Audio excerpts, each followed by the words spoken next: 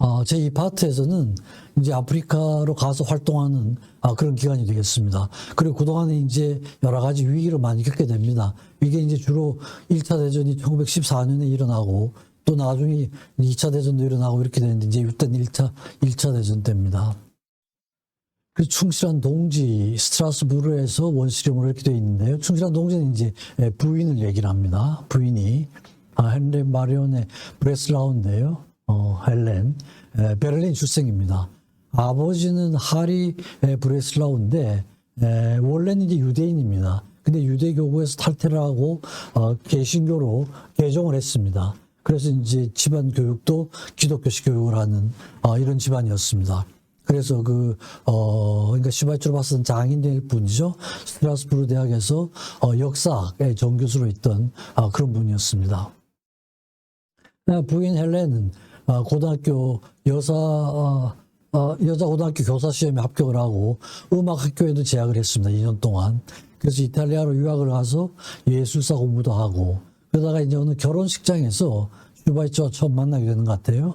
그래서 이제 몇 년 후에 이제 허락을 받아가지고 결혼을 하게 됩니다. 근데 이제 아프리카로 간다 이런 계획이 있으니까 프랑크푸르트 시민병원에서 자원봉사도 하고 또 1년간 간호사 교육을 받아가지고 간호사 자격도 이제 획득을 합니다. 그러니까 남편이 가서 하는 활동을 도와줄 그런 준비를 비교적 철저하게 이제 하는 거죠.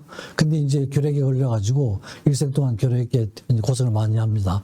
입원도 하고 그러다가 1911년에 슈바이처하고 이제 슈바이처가 정식으로 청혼을 하고 1912년에 이제 결혼식을 하게 됩니다. 그러면서 이제 자기 나름대로는 아프리카에 가서 활동할 것에 대한 준비를 마지막 준비를 다 하게 됩니다. 근데 이제 굉장히 여러 가지 준비를 하고 자기 나름대로는 철저하게 그걸 했었는데 슈바이처가 부인에 대한 이런 언급이 자서전을 썼는데 딱 한 번 언급을 합니다. 근데 이제 그것도 그런 부인에 대한 자세한 이런 내용은 없고 그저 교정 보조원 정도의 그런 기술만 합니다. 근데 이제 실제로 여러 가지 자격을 많이 갖추고 있었었죠. 그죠? 그리고 부인 자신도 아주 철저한 인생관, 가치관, 철학관 모든 걸 다 갖추고 있었는데 굉장히 좀 도외시하는, 가볍게 여기는 이런 면들이 좀 있었던 것 같아요. 그래서 또 슈바이처를 좀 비판적으로 보는 사람들은 부인에 대한 이런 태도도 그렇게 바람직한 태도는 아닌 것 같다. 이런 이제 평을 하고 있습니다. 그리고 또 이제 나중에 에미 마르틴이라는 개인 여비서가 있었습니다. 슈바이처한테서. 이제 이 여자는 목사의 미망인이자 전직 오페라 가수였는데 이게 이제 굉장히 좀 가깝게 지내게 됐던가 봐요. 그래서 이제 때로는 슈바이처 부인으로 이렇게 여기시기도 하고 다른 사람들이 오해를 하기도 하고 그래서 이제 이 비서하고의 관계 때문에 자주 긴장 상태가 발생을 하고 그랬는데 슈바이처가 이것을 분명하게 언급을 하지 않아요. 굉장히 오해를 받고 이럴 때도 이런 점들이 좀 있었습니다. 그래서 이제 파견을 가게 되는데 파리 선교회에서 사람을 구했던 거거든요. 그러니까 슈바이처는 독일인이고 파리 선교회를 통해서 가게 되기 때문에 가봉으로 가게 됐습니다. 가봉이 이제 그때 프랑스 영으로 돼 있었기 때문에 프랑스영인 가봉으로 랑바레네가 이제 가봉에 있는 지역이죠. 가봉 내에 있는.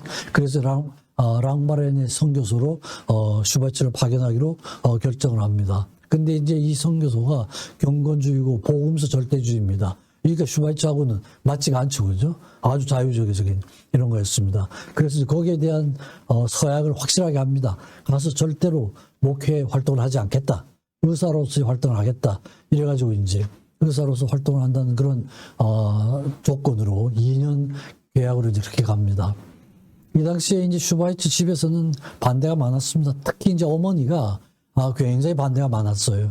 끝까지 동의를 하지 않았습니다. 하지 않아가지고 마지막 그 작별 인사도 어머니가 받질 않았어요. 그래서 어머니는 굉장히 섭섭해 하시는 이런 상태에서 아들이 아프리카로 떠나게 됩니다. 그래서 보르도를 출발해가지고 약 한 20일 만에 랑바레네에 도착을 합니다. 그래서 초기 가서는 아무것도 없었으니까 닭장을 진료소로 사용을 하는 이제 이런 기록이 있고요. 그러고 나서 이제 얼마 있다가 이제 프랑스 거기에서 이제 상자가 많이 왔는데 상당히 배려를 많이 해줬던 것 같아요.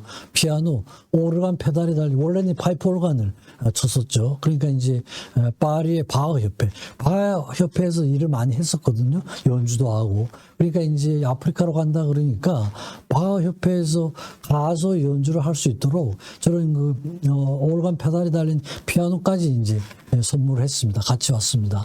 그리고 부인이 이제 가동설거를 했고, 그랬는데 처음 얼마 동안은 의사로서 상당히 성공을 했던 것 같아요. 치료도 잘 하고, 그래서 별명이 백인 오강가라는 게 주술사라는 의미인데, 그만큼 이제 치료를 잘했다는 의뢰 의미를 담고 있습니다. 그래서 의사로서는 상당히 성공을 하게 됩니다. 근데 이제 그 당시에 분위기를 보면, 노예제도가 이제 카페로페즈라는 데서는 서서히 감소가 되는 추세고, 아프리카 지역에 따라 가지고 노예제도가 이제 조금씩 없어지는 이런 그런 분위기였는데, 슈바이처는 거기에 대한 특별한 의견은 없었던 것 같아요. 노예제도에 대한 뭐 부정적인 의견이나 이런 것도 없었던 것 같고, 그 당시에 이제 선교사로 가면은 가는 사람들이 선교사들이 그 지역의 말 공부를 열심히 하잖아요, 그죠? 되게. 그래서 이제 아프리카 말도 배우고 다 이러는데 슈바이처는 전혀 그런 노력을 하지 않았습니다. 하지 않고 말도 배우지도 않고, 그래서 전형적인 식민주의를 옹호하는 그런 태도를 드러낸 게 아니냐, 이런 의구심이 야기되기도 했습니다. 그러다가 이제 1914년에 세계 제1차 대전이 일어나죠. 그래서 이제 총동원령이 됩니다. 근데 슈바이처는 부부가 독일인이었잖아요, 그죠? 그래서 독일 여권을 가지고 있었고, 고향 알자스가 독일 지역이기 때문에 독일하고 프랑스가 이제 전쟁을 하게 되니까 적국이 돼버린 거죠. 그러니까 자동적으로 전쟁 포로가 되다시피 한 거예요, 그죠? 그리고 알자스 고향은 적지가 돼버리고요. 그래서 이제 원 독일에서 오던 그런 물자들은 올 수가 없게 된 상태가 있습니다. 왜냐하면 가봉은 프랑스령이었으니까요. 그러니까 슈바이처의 고향 독일에서는 물자가 올 수 없는, 의약품 보급도 거의 불가능해지는 이런 상황이 돼가지고 그 진료를 계속할 수 있는 이런 상태가 되지 못했습니다. 그런데다가 이제 1916년에 어머니가 사고사 기마병의 말에 치여가지고 사망하는 일이 발생을 하고, 그 다음에 랑바렌의 활동 조건이 더욱더 이제 악화가 됐습니다. 그리고 모든 적성 외국인들은 포로가 된 거죠, 그죠? 포로가 돼가지고 전부 프랑스 보르도로 이송을 하라는 이런 명령이 떨어집니다. 그래가지고 포로가 돼가지고 1917년 11월 중순에 아프리카호를 타고 보르도항에 도착을 하게 됩니다. 근데 이제 이러면서도 그 전에 이제 칸트의 영향도 받고, 또 철학적으로는 니체 공부를 따로 신학도 하고 철학도 하고 신학에 몰두를 하고 이랬지만 철학에 대한 관심은 계속 가지고 있었습니다. 그래가지고 인간의 본성과 삶의 의지는 억압될 수가 없고 사색을 통해서 발전해야 된다는 이런 생각을 가지고, 니체의 이런 철학이 슈바이처의 나중에 문화 철학에 또 굉장히 몰두를 하게 되는데요. 이 후기 문화 철학에 지속적인 영향을 미치게 되는 이런 과정이 있습니다. 그래서 이제 그 위기죠, 그죠? 1차 대전이 일어나면서 이제 위기가 있고 그걸 돌파하는 시기인데요. 그래서 전쟁 포로가 돼가지고 아프리카로 보르도로 왔는데 또 이질에 감염이 돼서 많이 고생을 많이 합니다. 그리고 가레종 수용소에 이송이 되고, 이때 이제 상당히 우울증에 빠지게 됩니다.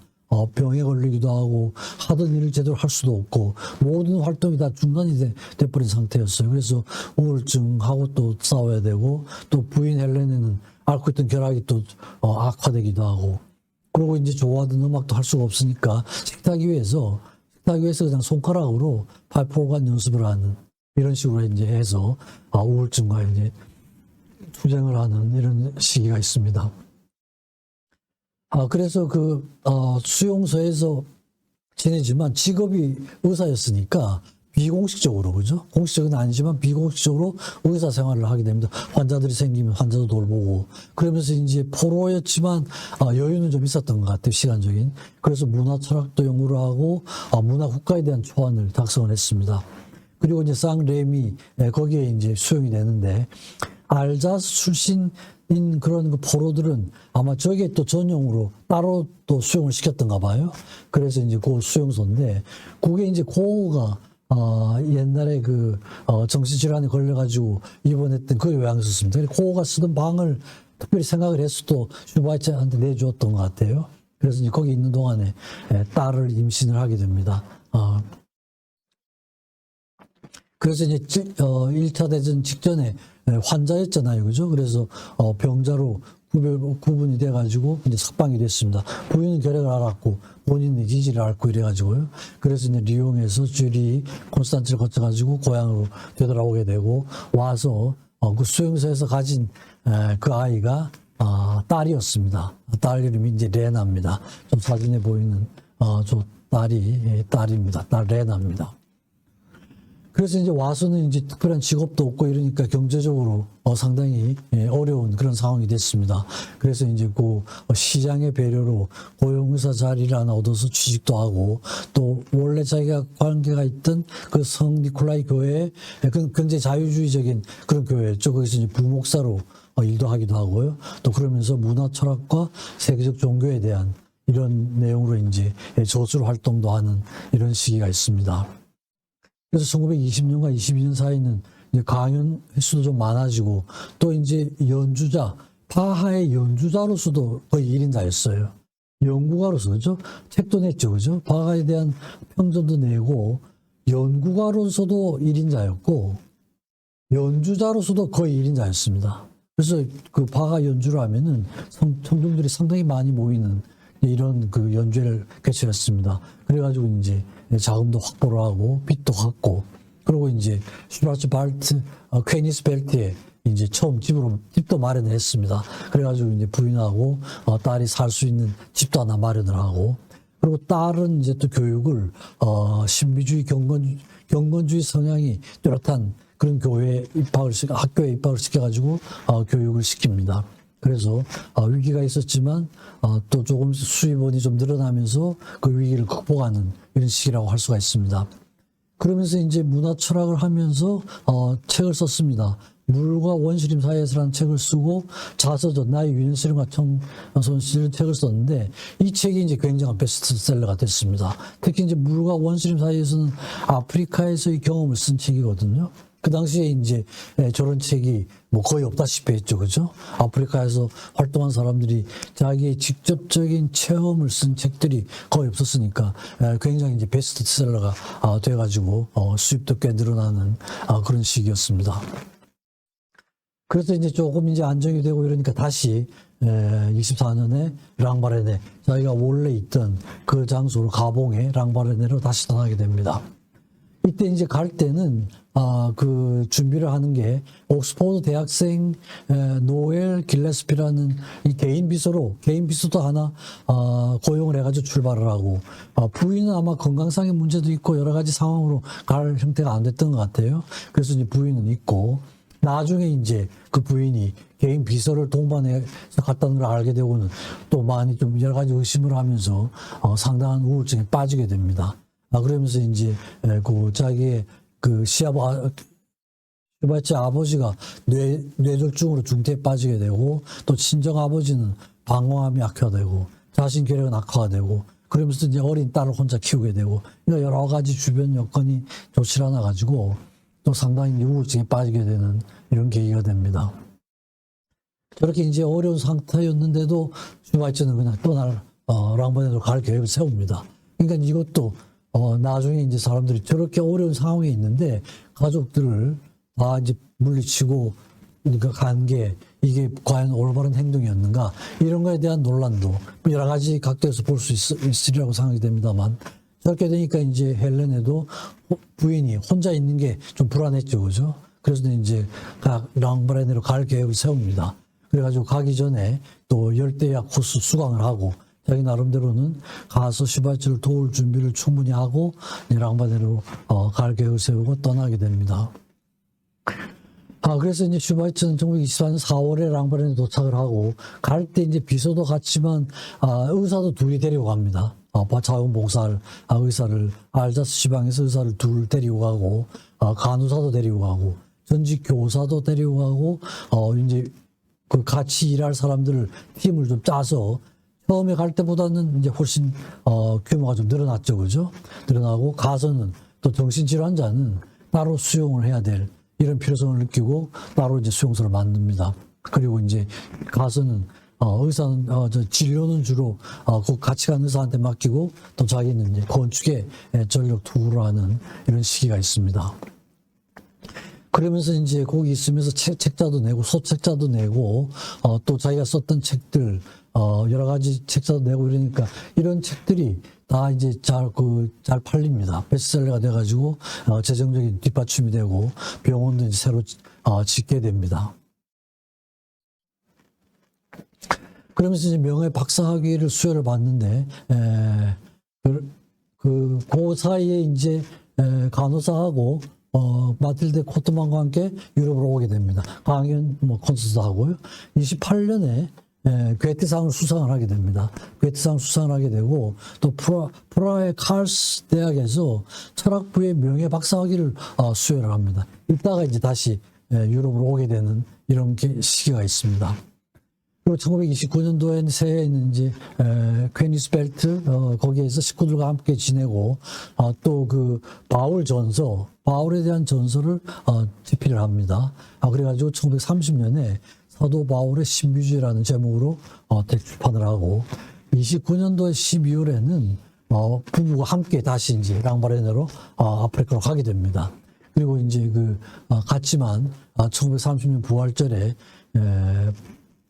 부인은 건강 상태가 아마 좋지 않아 가지고 다시 유럽으로 되돌아오게 됩니다.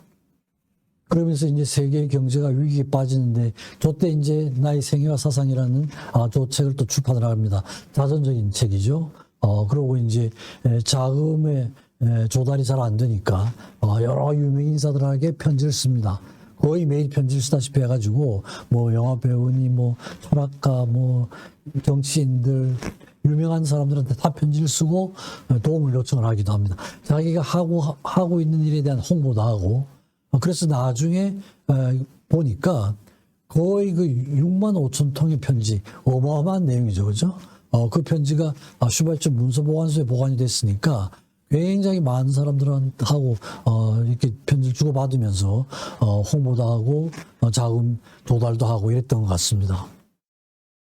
근데 이제 슈바이처의 아프리카관이 보면은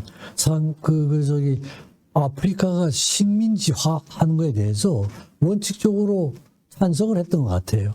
그렇지만 목적은 착취가 아니라 지형과 육성이고 그렇지만 이제 문화적인 차별성 이런 확실하게 뒀던 것 같습니다. 인종차별자의 이런 태도를 많이 보였던 것 같아요. 그래서 니그로란 표현이 굉장히 흑인들을 깔보는 표현이거든요. 그래서 이제 다 그런 말을 잘 안 쓰고 원주민 이런 단어를 쓰는데 아마 니그로란 표현을 거침없이 썼던가 봐요. 그래서 아프리카인들, 니그로인들은 게으르고 끈기가 없다. 아주 네거티브한 이런 컴멘트를 많이 했던 것 같습니다.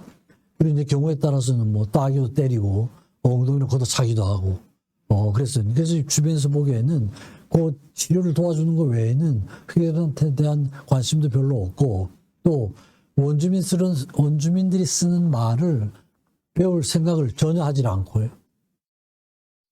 이런 것도 이제 상당히 그죠?